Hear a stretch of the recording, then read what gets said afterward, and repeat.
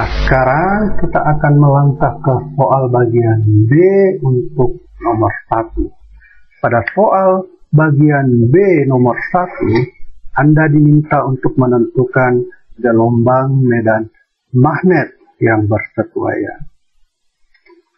Untuk menentukan gelombang medan magnet dari gelombang medan listrik yang diketahui, kita bisa menggunakan rumus Faraday-Henry, yaitu nabla cross E sama dengan minus do B do T. Ini adalah rumus Maxwell, rumus ketiga dari hukum Maxwell, persamaan Maxwell, yang secara spesifik merupakan rumus Faraday-Henry. Kita perlu mengetahui nabla cross E.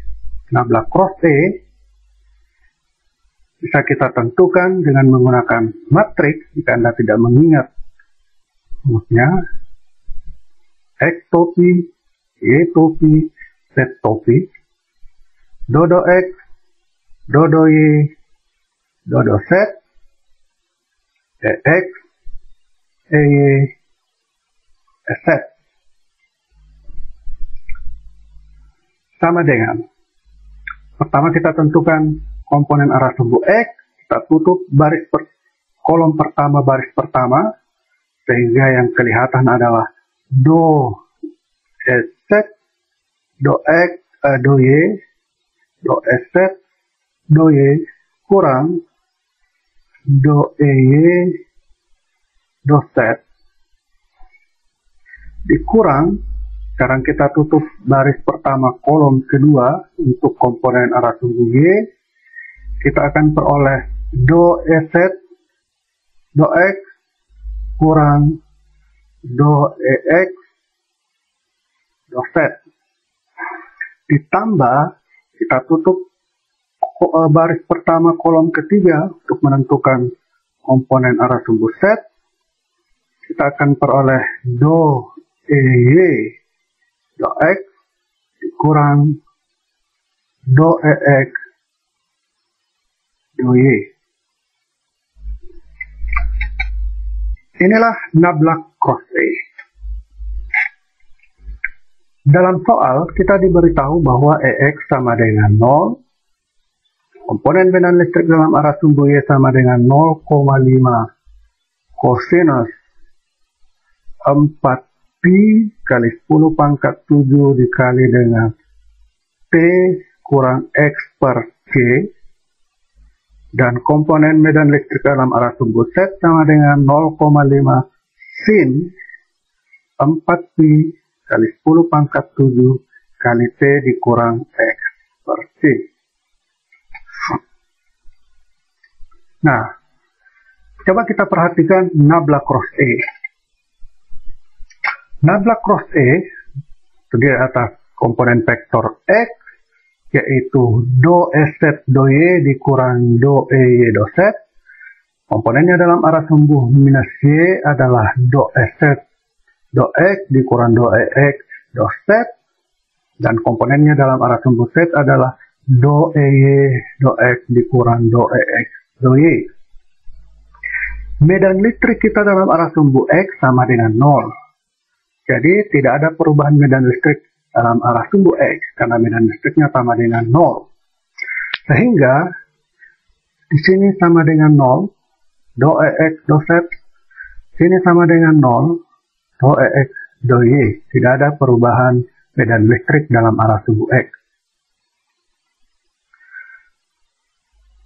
Perhatikan bahwa medan listrik dalam arah sumbu Y berubah terhadap arah sumbu X. Medan listrik dalam arah sumbu Y berubah terhadap koordinat X. Sehingga do EY do Z ini akan sama dengan 0, karena EY hanya fungsi dari X dan T. Demikian juga SZ.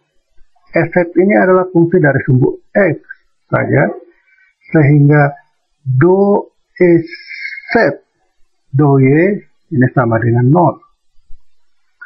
Jadi yang kita miliki hanya nabla cross E sama dengan minus Y topi dikali dengan do E set do X tambah komponen arah sumbu set do E Y do X. Sekarang kita menentukan do E set do X dan do E Y do X. E set kita adalah 0,5 sin 4pi kali 10 pangkat 7T dikurang X per C, dan EY kita adalah 0,5 cos 4pi kali 10 pangkat 7T dikurang X per C. Sekarang kita cari dulu do E set do X. Do E set do X sama dengan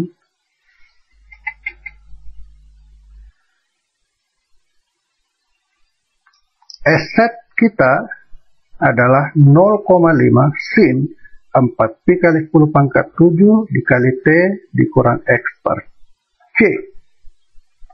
Sehingga do E set do X sama dengan minus 4pi kali 10 pangkat 7 per C. Kita kalikan ini ke sini menjadi minus per C untuk X, muncul ke depan, dikali dengan 0,5, turunan dari sin adalah cos 4pi kali 10 pangkat 7 kali T dikurang X per C. Atau sama dengan minus 4 kali 0,5 adalah 2pi kali 10 pangkat 7 per C kosinus 4pi kali 10 pangkat 7 kali T dikurang X per C. Ini do E set do X. Sekarang kita perlu menentukan do E Y do X. Do E Y do X, do E Y do X sama dengan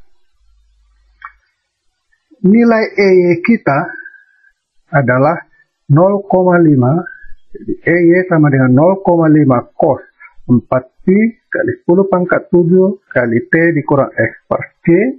Kita akan diferensialkan terhadap X, hasilnya adalah minus 4pi kali 10 pangkat 7 per C sama dengan yang sebelumnya tadi, kita kalikan masuk ke sini, lalu didiferensialkan terhadap X, berarti faktor ini akan muncul di depan menjadi minus 4pi kali 10 pangkat 7 per C dikali dengan 0,5 cos, turunan dari cos adalah min sin, jadi min sin 4pi kali 10 pangkat 7 kali T kurang X per C. Atau sama dengan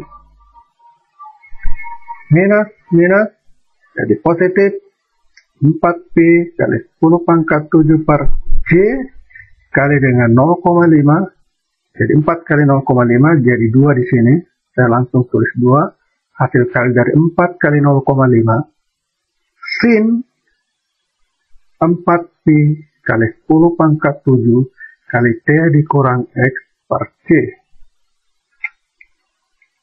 Sehingga nabla cross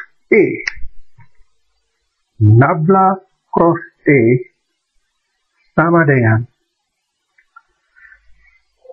minus Y, komponen vektor dalam arah sumbu Y adalah do E set do X, do E set do X, do E set do X kita adalah minus 2pi kali 10 pangkat 7 per C kali kosinus 4pi kali 10 pangkat 7 kali T dikurang X per C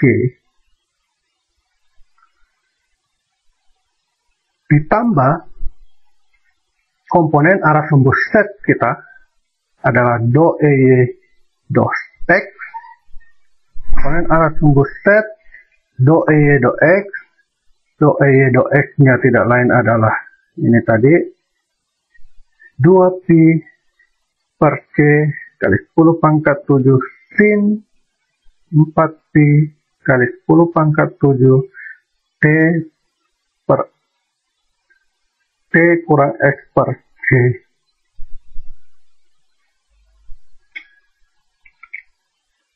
Nah, sini positif, di sini negatif, di sini negatif, hasilnya adalah positif, semua positif di sini. Sekarang nabla cross T ini harus sama dengan minus dB dt. Dengan menyamakannya dengan minus dB dt, kita bisa mengintegralkan nabla cross T terhadap T, sehingga kita akan peroleh B. Jadi B diperoleh dengan cara mengintegralkan nabla cross E yang sudah kita peroleh terhadap T. Jadi, sekarang saya bisa tulis B sama dengan integral B sama dengan integral komponen arah sumbu Y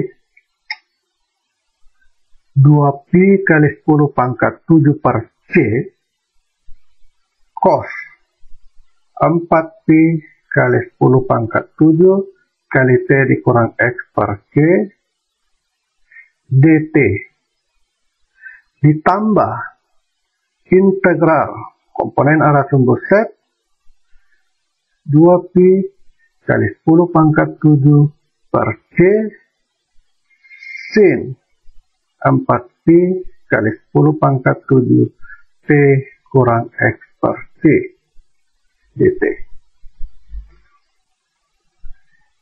Jadi dengan mengintegralkan nabla cross E dengan mengintegralkannya terhadap dt dari rumus nabla cross E sama dengan minus dB dt, dB sama dengan nabla cross E dt, integralkan untuk menghasilkan dB, kita akan peroleh B sama dengan nabla cross E dt, ada minus di sini, saya lupa menuliskan tadi di sini minus, kita tulis di sini minus B sama dengan integral dari komponen arah sumbu Y, komponen arah sumbu Y dt, ditambah dengan integral komponen arah sumbu Z dt, komponen arah sumbu Z dt. Sama dengan Y topi di depan, integral dari 2pi kali 10 pangkat 7 per C, keluar dari tanda integral karena dia kontan, cos 4pi kali 10 pangkat 7 T kurang X per C. Berarti 1/4pi kali 10 pangkat 7 ini menjadi 1 di depan di sini. Sedangkan cos diintegralkan hasilnya adalah sin 4pi kali 10 pangkat 7 T kurang X per C. Ditambah set keluar dari tanda integral 2pi kali 10 pangkat 7 per C keluar dari tanda integral. Sekarang 4pi kali 10 pangkat 7 menjadi 1/4pi kali 10 pangkat 7 sin integral dari sin adalah min cos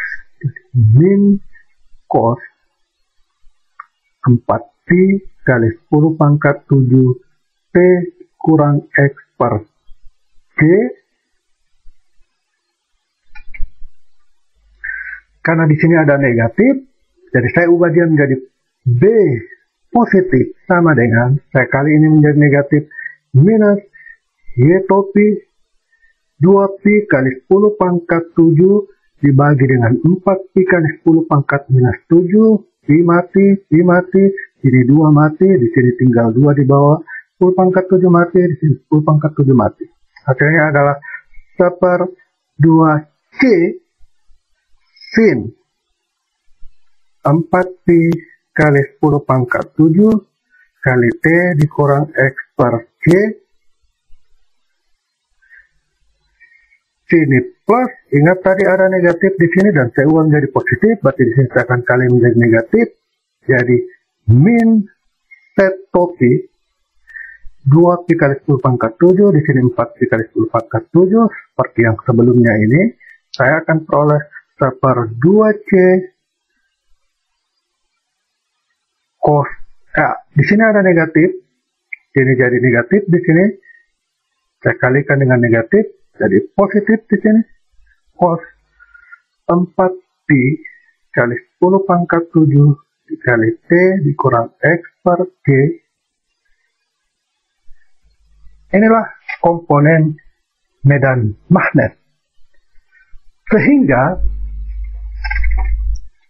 dari komponen medan listrik yang diberikan dalam arah sumbu X, kita punya X sama dengan 0, maka komponen medan magnet yang bersesuaian B atau B X sudah sama dengan 0.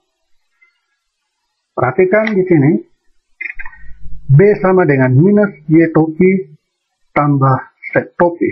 Tidak ada vektor satuan dalam arah sumbu X, berarti B dalam arah sumbu X sama dengan 0. Untuk EY, medan listrik dalam arah sumbu Y sama dengan 0,5 kosinus 4pi kali 10 pangkat 7 dikali T dikurang X per C, maka medan magnet yang bersesuaian BY sama dengan min 1/2C sin 4pi kali 10 pangkat 7 kali T kurang X per C. Kita bisa lihat dari sini. Komponen arah sumbu Y, medan magnet B, 1/2C, 1/2 adalah 0,5, berarti 0,5 per C, sin 4pi kali 10 pangkat 7T kurang X per C. Kita lihat ini, 1/2C sin 4pi kali 10 pangkat 7T dikurang X per C. Dan untuk komponen medan listrik dalam arah sumbu set 0,5 sin 4pi kali 10 pangkat 7 dikali T dikurang X per C, kita akan peroleh komponen medan magnetnya sama dengan B set sama dengan 1/2C kosinus 4pi kali 10 pangkat 7 kali T dikurang X per C. Anda lihat di hasil kita tadi, komponen arah sumbu set dari medan magnet 1/2C cos 4pi kali 10 pangkat 7T kurang X per C. Ini dia. Nah, sekarang seperti yang sudah kita tegaskan dalam kuliah, perhatikan bahwa nilai ini E0 dan nilai sini B0 itu memenuhi hubungan bahwa B0 sama dengan E0 per C. Ini 0,5, di sini 1/2 per C, berarti 0,5 per C. Dan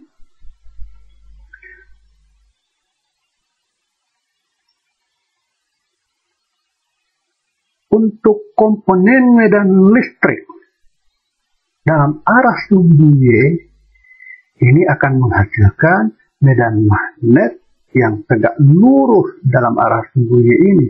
Dalam hal ini medan listriknya adalah dalam arah sumbu Z. Ingat, medan listrik harus sepase dengan medan magnetnya. Jadi, medan listrik dalam arah sumbu Y akan mengimbas medan magnet tegak lurus terhadap arah sumbu Y ini. Tegak lurus terhadap arah sumbu Y adalah sumbu Z, bukan sumbu X, karena gelombang ini merambat dalam arah sumbu X. Jadi medan listrik dalam arah sumbu Y mengimbas medan magnet dalam arah sumbu Z. Mereka harus sepase, cos 4 dikali 10 pangkat 7T, 4 dikali 10 pangkat 7T, X per C. Keduanya sepase, merambat dalam arah sumbu X, dan saling tegak lurus satu sama lain. Demikian pula untuk arah sumbu Z, komponen medan listrik dalam arah sumbu Z akan mengimbas komponen medan magnet dalam arah sumbu yang tegak lurus terhadap sumbu Z. Dalam hal ini adalah sumbu Y, bukan sumbu X, karena gelombang merambat dalam arah sumbu X. Komponen medan listrik harus sepase dengan komponen medan magnet. Sin, merambat dalam arah sumbu X.